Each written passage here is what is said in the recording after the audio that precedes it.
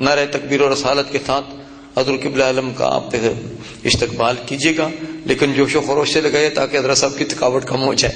نعرہ تکبیر، نعرہ رسالت، نعرہ حیدری، نعرہ غوثیہ، حضور قبلہ عالم حضرت مفکر اسلام، حضور قبلہ عالم حضرت مفکر اسلام، تعلیمات مفکر اسلام، فیضان مفکر اسلام۔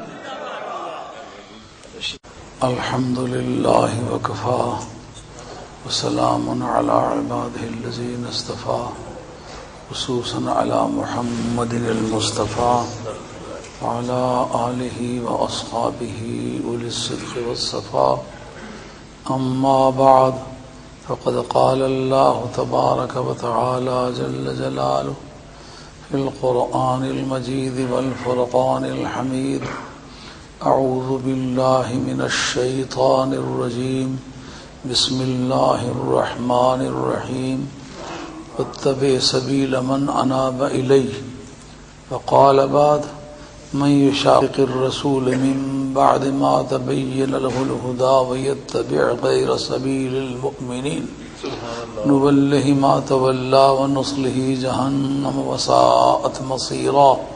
صدق اللہ مولانا العظیم وبلغنا رسولہ النبی الکریم ونحن علی ذلک من الشاہدین والشاکرین والحمد للہ رب العالمین۔ والصلاة والسلام علیک یا سیدی یا رسول اللہ وعلی آلک واصحابک یا حبیب اللہ۔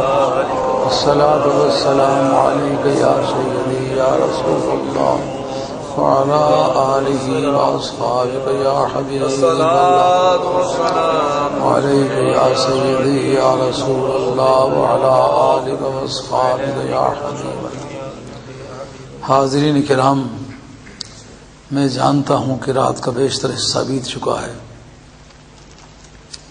آپ لوگ تھکے ہارے ہیں، مگر آپ کے چہروں پر محبت کی جو جوانی نظر آ رہی ہے، اس سے بڑی حوصلہ افزائی ہو رہی ہے۔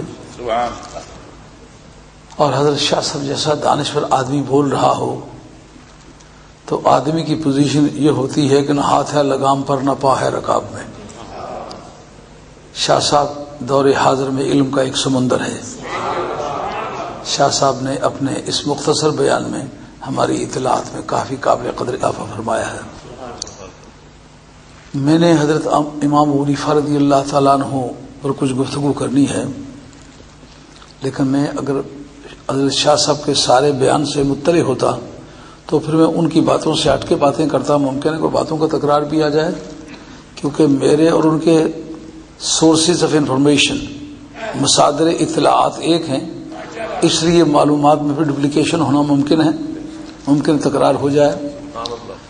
بہرحال قرآن مجید میں سے دو موقع آپ حضرات کی خدمت عالیہ میں تلاوت کیے ہیں۔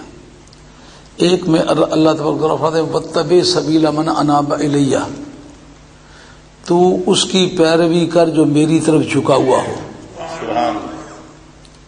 یہ ایک ایسا حکم ہے جو آپ کے لیے بھی ہے، میرے لیے بھی ہے۔ میں بھی اس کی طرف جھکنے کا، اس کی پیروی کرنے کا پابند ہوں جو بارگاہ خداوندی میں جھکا ہوا پایا گیا ہے۔ سبحان سبحان۔ اور اسی طریقے سے پوری روئے زمین کے دانشور، پوری روئے زمین کے عوام اس بات کے پابند ہیں کہ اس آیت کی پیروی کریں۔ اور دوسرے جو میں نے آپ حضرات کی خدمت عالیہ میں موقع تلاوت کیا ہے، اس میں ہے من یشاقق الرسول، جو شخص رسول سے جھگڑا کرے، من بعد ما تبین له الہدی، بعد اس بات کے کہ اس پر ہدایت واضح ہو چکی ہے، وَيَتَّبِعْ غَيْرَ سَبِيلِ الْمُؤْمِنِينَ، اور مومنوں کا راستہ چھوڑ کے کوئی اور راستہ اختیار کرے، نُوَلِّهِ مَا تَوَلَّى، جدھر مڑا ہے امدری اس کو موڑ دیں گے، وَنُصْلِهِ جہنم، انجام کار اس کو جہنم پہنچا کے چھوڑیں گے، وَسَاءَتْ مَصِيرًا، اور وہ بہت برا ٹھکانہ ہے۔ یہ دو موقع آپ حضرات کی خدمت عالیہ میں عرض کیے ہیں، اور ان کے ضمن میں اگرچہ بے شمار آیات میری نگاہ میں اور بھی ہیں، لیکن اس وقت میں اتنا لیٹ پہنچا ہوں کہ میں کافی ندامت محسوس کرتا ہوں، لیکن اس میں میرا قصور کچھ نہیں، اچھے وقت پر چلے ہیں۔ لیکن راج صاحب بھی کہہ رہے تھے غالباً کو 50 برس ہو گئے ہوں گے اس ملک میں آئے ہوئے، لیکن 30 برس مجھے بھی ہو گئے ہیں۔ اتنا روڈ ورک ہم نے پوری زندگی میں اس ملک میں نہیں دیکھا۔ کافی دیر مختلف جگہوں پہ رکے ہیں۔ اگر یہ بیان کریں کہ ہم ٹریفک کی وجہ سے رک گئے، روڈ ورک کی وجہ سے رک گئے، تو چونکہ آپ نے تو وہ منظر دیکھا نہیں تو ایسا لگتا ہے جیسے یہ فیبریکیٹڈ قسم کا ایکسکیوز ہے، اور بہرحال اس بات کا خدا گواہ ہے ہمیں دیر سے کوئی دلچسپی نہیں ہوتی۔ اگر کہیں دیر ہو جاتی ہے تو اس کا سبب بنیادی طور پر میرے ہاں یہ ہوتا ہے، میں نے کچھ مقام مقرر کیا ہوتا ہے کہ اتنے تک مطالعہ کر کے چھوڑنا ہے، کیونکہ اس وقت معلومات ساری اکٹھی ہوئی ہوتی ہیں، ان کو کسی کنکلوژن تک پہنچا کے چھوڑنا ہوتا ہے، اور ساتھ ساتھ لکھتا جاتا ہوں۔ تو پھر جب وہ کام پورا نہیں ہوتا، اس وقت جو خیالات میں جو باتیں آ چکی ہوتی ہیں ان کو میں سمجھتا ہوں ایک مرتبہ منظر پہ لے آؤں، وہ میرے کمپیوٹر میں آ جائیں، تو اس کے بعد میں چھوڑوں۔ یہ میرا قصور سمجھے تو بھی ہے، اور اگر میرا دینی لالچ سمجھے تو بھی ہے، اور یہ میں اور دیر یہ میری ساری زندگی کے ساتھ رہی ہے۔ مگر یہ الحمدللہ پوری زندگی میں غالباً ہمارا جلسہ تو پیر صاحب کو آپ نے ناکام ہوتا نہیں دیکھا۔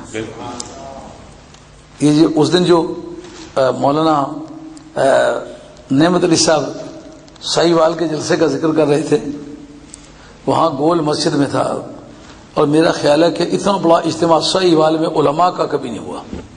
مسئلہ معراج شریف تھا۔ جس وقت سلام پڑھ رہے تھے تو سلام پڑھنے کے وقت اکثر و بیش لوگ چلے جاتے ہیں، راستے میں مجھے جھنڈوں کے جھنڈ، غولوں کے غول جاتے ہوئے دکھائی دیے، اور میں دیکھ رہا تھا اس منظر کو۔ تو اب میں نے سمجھا کہ چلا تو جاؤں۔ جب انہوں نے مجھے سلام کے آخری جملوں میں اعلیٰ حضرت رحمۃ اللہ کا نام لے کے جو مصرع پڑھا جاتا ہے اس پر پہنچے تو میں پہنچا، تو انہوں نے شور کسی نے بجایا، پنڈی والے شاہ صاحب آگے، پنڈی والے شاہ صاحب آگے۔ اتنے میں کسی بزرگ نے کہا پھر بیٹھ جاؤ، 2-4 جملے ان کے سنتے ہیں۔ تو جناب وہ کہتے ہیں کہ اتنا ہماری موجودگی میں جلسہ نہیں ہوا جتنا اب بن گیا ہے۔ لوگ گئے ہوئے اپنے بستروں سے اٹھ کر کے واپس آ گئے، اور وہ معراج شریف جو میں نے بیان کیا ہے اس تقریر کا متن آج تک مجھے اچھی طرح یاد ہے، بہت اچھی طرح یاد ہے میں نے کیا بیان کیا تھا، کیونکہ اس کے بعد کافی لوگوں نے اعتراضات بھی کیے کہ آپ نے یہ باتیں غلط بیان کی ہیں۔ تو پھر میری ٹیلی فون پر ہی ان لوگوں سے بات ہوئی تھی، جب میں خود موقع پر کے کالے میں جلسہ تھا تو میں نے کہا میرا دل چاہے گا وہ ساتھی جنہوں نے مجھے یہ فون کیے ہیں آج مجھے رکا دیں کہ برسر میدان میں ان کے جواب دوں، اور پھر میں نے کالج میں اس کے جواب دیے تھے، تو بڑا یادگاری قسم۔ لیکن یہ وہ وقت ہے جب میں تقریر سے فارغ ہوا تو صبح کی اذان ہو گئی، ایسے ہوتا رہا ہے۔ بار میں معافی چاہتا ہوں آپ سے، اور دعائیں دیتا ہوں اس درویش کو جس کے ذریعے سے ایک جھونپڑا ہمیں مل گیا ہے جہاں اپنے خیالات کے اظہار کا پورا موقع ہے۔ اس کی پابندی نہیں ہے کہ کون کیا کہتا ہے، کمیٹی کیا کہہ دی۔ ملک کے اندر مساجد جو ہیں وہ سیاسی پلیٹ فارم بن چکے ہوئے ہیں، اور لوگوں نے اب ان پلیٹ فارم کو بیچنا شروع کر دیا ہوا ہے۔ اتنی ہماری مسجدیں ہمارے پاس رجسٹرڈ ہیں، اور یہ ہمارا رہنما ہے حضرت شاہ صاحب۔ جو اہل سنت کا اس پر اجماع ہے کہ کسی شخص کے امام ہونے کے لیے افضل ہونا شرط نہیں، مفضول کو بھی امام رکھا جا سکتا ہے۔ بات سمجھ آ رہی ہے نہیں آ رہی؟ یہ شیعہ کا مذہب ہے کہ امام افضل نہ ہو تو امام نہیں رکھا جا سکتا، اس لیے کسی امام کے رکھنے پر اس کی افضلیت پر دلیل نہیں لائی جا سکتی۔ یہ ہمارے کل علماء عقائد نے اس کا ذکر کیا ہے، لیکن دور حاضر میں دونوں نے ثابت ہی کر کے دکھا دیا ہے۔ جتنے مولانا ہیں کوئی ان میں 8 تراویحیں پڑھنے والے ہیں اور کوئی 20 تراویحیں پڑھنے والے ہیں، لیکن آگے جو ہے وہ 1 تراویح بھی پڑھنے والا نہیں، اور وہ امام ہے ان کا۔ انہوں نے ثابت کر دیا ہے کہ یہ مذہب اہل سنت کا حق ہے کہ کبھی مفضول